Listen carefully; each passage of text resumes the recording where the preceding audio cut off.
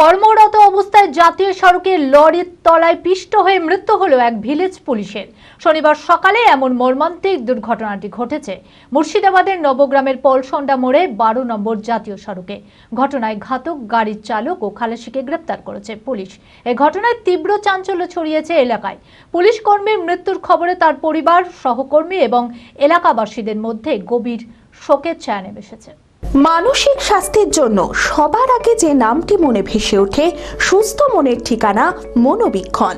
যোগাযোগ নাম্বার 7477799516। কর্তব্যরত অবস্থায় পথ দুর্ঘটনায় মৃত এক পুলিশ কর্মী। শনিবার সকালে মুর্শিদাবাদের নবগ্রামের পলসন্ডা মোড়ে 12 নম্বর জাতীয় সড়কে কর্তব্যরত অবস্থায় প্রাণ হারালেন এক পুলিশ কর্মী। নিহত পুলিশ কর্মীর নাম অভিজিৎ ঘোষ, বাড়ি নবগ্রামের নারায়ণপুর গ্রাম। তিনি নবগ্রাম থানায় ভিলেজ পুলিশ পদে নিযুক্ত ছিলেন।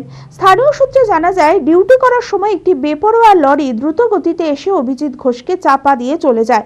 ঘটনাস্থলেই তার মৃত্যু হয়। পুলিশ দ্রুত ঘটনাস্থলে পৌঁছায় এবং ঘাতক লরি সহ চালককে আটক করে থানায় নিয়ে যায়।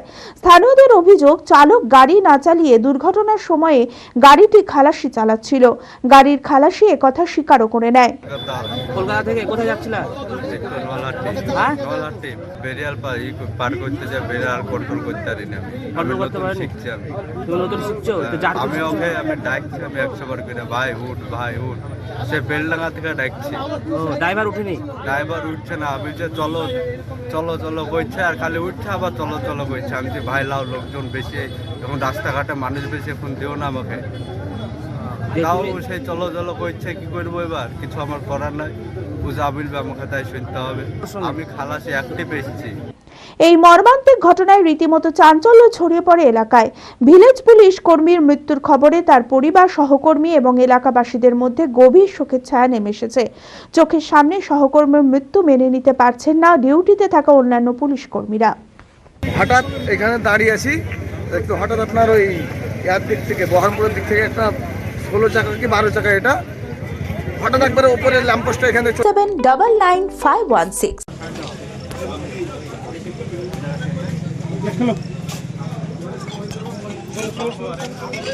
চায়ের দোকানের আড়ালে চলছিল মদের ব্যবসা। গোপন সূত্রে খবর পেয়ে শুক্রবার রাতে সাগরপাড়া বাজার এলাকায় ওই চায়ের দোকানে পুলিশ হানা দেয়। তল্লাশি চালিয়ে উদ্ধার হয় প্রচুর পরিমাণে বাংলা ও বিদেশি মদ। পাশাপাশি ওই চায়ের দোকান মালিকের বাড়িতেও পুলিশ তল্লাশি চালায়। সেখান থেকেও প্রচুর পরিমাণে মদ উদ্ধার হয়েছে। চায়ের দোকান মালিককে গ্রেপ্তার করেছে পুলিশ। শনিবার ধৃতকে আদালতে তোলা হয়।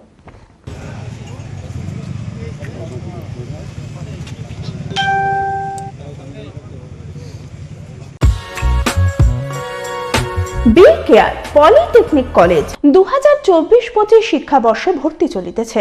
Civil, mechanical, electrical, electronics and telecommunication engineering কোর্সে প্রথম বর্ষে ভর্তির জন্য মাধ্যমিকের ন্যূনতম 35% এবং দ্বিতীয় বর্ষে ভর্তির জন্য ভোকেশনালে ন্যূনতম 60%। বিজ্ঞান বিভাগে উচ্চ মাধ্যমিক উত্তীর্ণদের দ্বিতীয় বর্ষে সরাসরি ভর্তি চলছে।